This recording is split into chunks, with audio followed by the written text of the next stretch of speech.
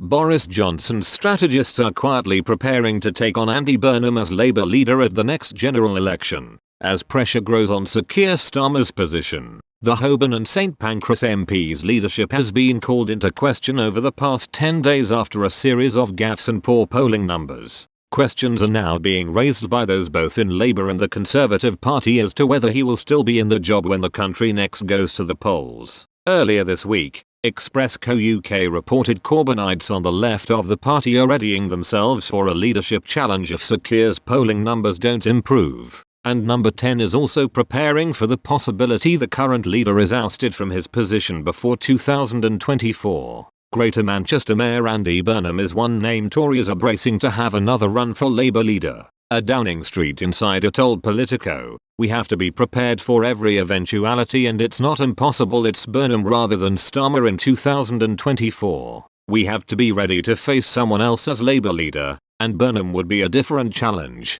The Greater Manchester Mayor has twice run unsuccessfully to be party leader. However, despite his previous performances, he admitted last week he wanted to have another go at challenging for the top job. Speaking at a Jewish charity event over the weekend about his desire to still be Labour leader, he said, "I'd be lying if I said I didn't have aspirations. One day, if it became possible, but I'm not sitting here plotting a way to do so. I wouldn't say never." The strategic planning from the Tories comes after polls indicated the opposition was still lagging behind Boris Johnson's party. An Ipsos Mori poll earlier this week found the Conservatives have pulled 4 points ahead of Labour, with 42% saying they would vote for the government compared to 38% for Sir Keir's party. Last Wednesday the opposition leader also was forced to embarrassingly apologise after wrongly claiming he had never called for the UK to remain in the European Medicines Agency, EMA, after Brexit. Brussels has suffered from a sluggish rollout of its vaccination scheme and the EMA did not approve covered jabs for use until 3 weeks after the UK.